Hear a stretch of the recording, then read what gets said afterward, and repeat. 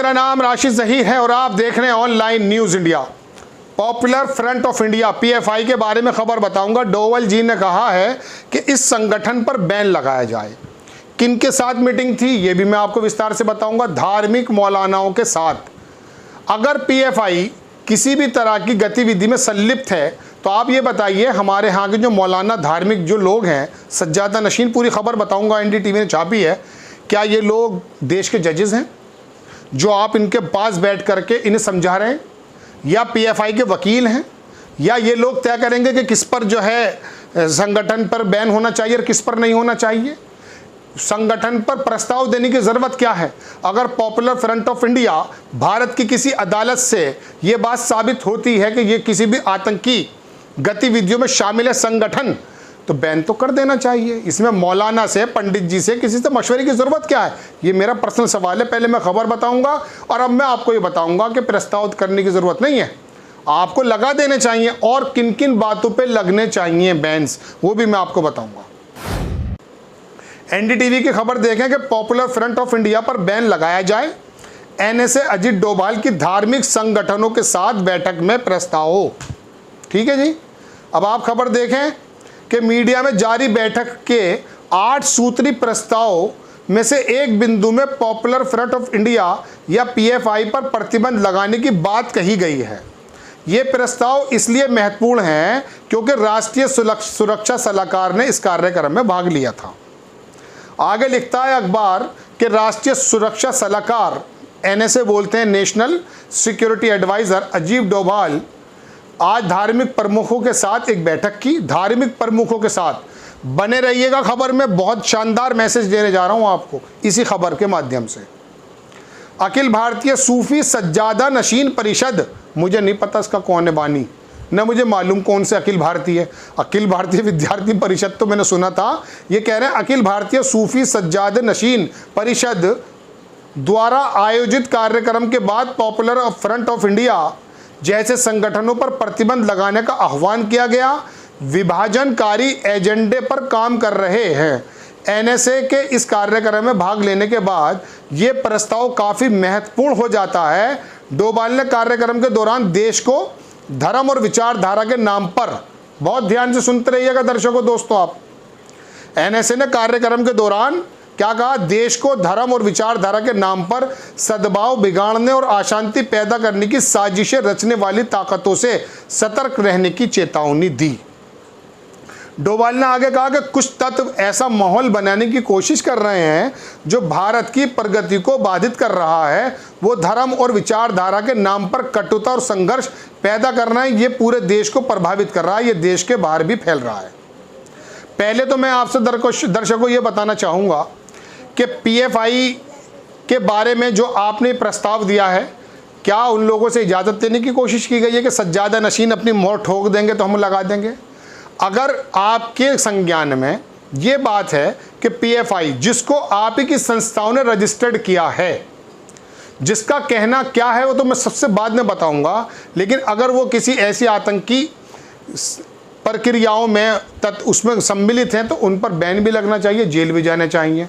या फिर हमारी अदालतों ने, किसी भी एक अदालत ने ये कन्विक्ट कर दिया हो कि साहब पीएफआई के संगठन ने अपने रूप में ये वाला आतंकी काम किया है, तो अभी तक तो फिर आपको सूचना नहीं चाहिए।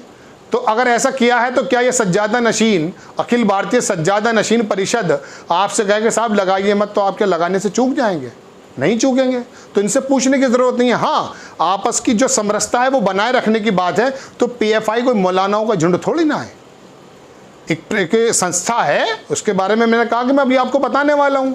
बीबीसी के एक कारिंदे ने, एक पत्रकार ने उनके सचिव अनीस अहमद से बात की, वो भी मैं पूरी बात बताऊँगा। चलिए, तो ये डोभाल साहब ने बात कही, लेकिन अब मैं पूछना ही चाहता हूँ कि इनके बारे में तो अभी तक अनीस के मुताबिक, जो इनके पीएफआई के राष्ट्रीय सचिव हैं, बीबीसी के बारे में मैं आपको पूरा बताना नहीं चाहता क्योंकि लंबा 23 मिनट का वो प्रोग्राम था, मैंने देखा था, कल या परसों आया बीबीसी पर, आप देख सकते हैं। उन्होंने कहा कि देश की किसी अदालत ने अगर हमें किसी संगठन के रूप में दोषी साबित किया तो आप हमारे खिलाफ काम कीजिए। हमारा तो ये काम ही नहीं है, हम तो ढांचे के अंदर रहते रहते मुस्लिम की या इंसानियत की बात करना चाहते हैं। लेकिन आपने पीएफआई को जो कि परसेप्शन बना दिया गया है उनके मुताबिक कि उन्हें आतंकी हैं, आतंकवादी हैं, बम फोड़ देते हैं, हाथ काट देते हैं, ऐसा उन्होंने बताया कि अगर अदालतों ने कहीं साबित किया हो कि संगठन ने, पीएफआई ने कुछ किया तो आप हमें जेल में डाल दीजिए, वरना फिर आप किस तरह से काम करेंगे। अब मैं कहता हूँ पीएफआई पे तो चलिए आरोप हैं, उसके कुछ सदस्य पकड़े भी गए हैं, लेकिन सदस्य पकड़ेंगे, संगठन के रूप में कोई काम नहीं हुआ है उसके मुताबिक, कह रहा हूँ अनीस अहमद के। लेकिन आप महबूबा मुफ्ती जो खुलेआम ये कहती थी अफजल गुरु के बारे में और तमाम इन आतंक जो भी तमाम घटनाएं कर चुके हैं, और सेना के जवानों के बारे में जो महबूबा मुफ्ती ने कहा है वो तो पूरा देश जानता है। कोई सेना के जवान की शहादत होती थी, वो कहती थी हमारे यहाँ ईद मनती है, इस तरह की खुशियाँ होती हैं। उसके साथ संवैधानिक रूप से सरकार बनाने का क्या औचित्य था? क्या आपको मालूम नहीं था कि अलगाववादियों के कितने करीब हैं महबूबा मुफ्ती?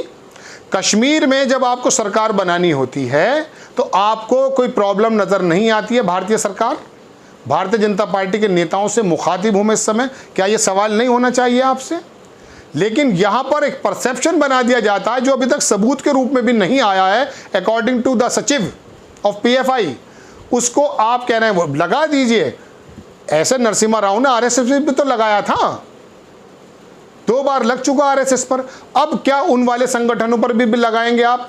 मैंने तो कहा ना कि पीएफआई से ज़रूरत ही नहीं है इनसे पूछने की, मैं तो खुलेआम आपसे कह रहा हूँ इस बात को, क्योंकि हमारा देश संविधान के मुताबिक चलता है, चलेगा। लेकिन क्या विभाजनकारी एजेंडा संविधान को तार तार करने की बात और हिंदू राष्ट्र बनाने की बात, मनुस्मृति को थोपने की बात जो आरएसएस के लोग करते हैं, हिंदुत्ववादी संगठन अगर करते हैं, मेरे पास सबूत सारे हैं लेकिन मैं अगर लगा रहा हूँ, अगर वो करते हैं तो क्या उन पर प्रतिबंध नहीं होना चाहिए? क्या उनको बोलने की और अपनी गतिविधियाँ करने की खुलेआम आज़ादी होनी चाहिए? क्या सावरकर के और गोडसे की पूजा होनी चाहिए? चलिए सावरकर के बारे में तो हम कुछ छोड़ दीजिए, उनका पुराना वक्त क्या था। गोडसे की पूजा होती है, गांधी जी को गोली मारी जाती है, प्रतीकात्मक, ठीक है, प्रतीकात्मक जो होती है मारी जाती है, क्या वो ठीक है? देश के बापू का पुतला बना के गोली मारी जाती है, कानून को ख़त्म करने की बात की जाती है, संविधान को ख़त्म करने की बात की जाती है, 20 करोड़ विशेष संप्रदाय के लोगों के नरसंहार करने की बात की जाती है। क्या ऐसे संगठनों पर भी डोवाल साहब, भारतीय जनता पार्टी की सरकार बैन लगाने की कोशिश कर सकती है, मुंह से निकाल सकती है? वोट बैंक बिखर जाएगा, सरकार छिन भिन हो जाओगे।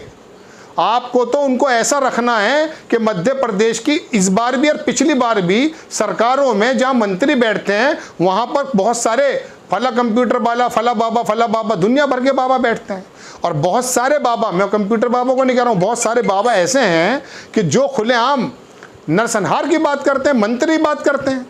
अभी बिहार के जो मंत्री हैं, मिनिस्टर हैं, उन्होंने साफ कहा कि हिंदुओं को तैयार रहना चाहिए, किस बात के लिए? हथियार रखो, ये रखो। क्या मतलब पड़ा है? क्या हमारी सेना, हमारी पुलिस, हमारा तंत्र सक्षम नहीं है? तो दर्शकों, बात यह है कि पीएफआई पर बैन लगाने का प्रस्ताव पास हुआ, लेकिन अगर वो हैं तो ज़रूरत नहीं है किसी से परमिशन लेने की, जो कानून कहता वो करे। और इस जैसे जितने संगठन हैं, अगर इन्होंने भी किया है तो सब पर लगना चाहिए, और अगर सब पर बारी बारी लगे तब भी कोई बात दूसरी नहीं है। लेकिन इस बात को भी देख लेना चाहिए कि जब आपको राजनीति सरकार बनानी होती है राजनीतिक क्षेत्र में, तो फिर आपको महबूबा मुफ्ती भी बिल्कुल शानदार, आपको ऐसा लगता है कि भारत के अंदर जो है ना, इनके अंदर ज़बरदस्त जोश है, वरना फिर वो जो है अलगाववादी का साथ देती हैं, उसमें भी कोई दिक्कत नज़र नहीं आती। चलिए खैर, आपको खबर कैसी लगी अपनी राय कमेंट्स बॉक्स में ज़रूर दीजिए। चैनल को सब्सक्राइब कीजिए, शेयर कीजिए। नेक्स्ट टाइम मैं किसी खबर के साथ आता हूँ। जय हिंद। इस खबर को अभी लाइक करें, शेयर करें, अभी चैनल को सब्सक्राइब करें और घंटी जरूर दबाएं।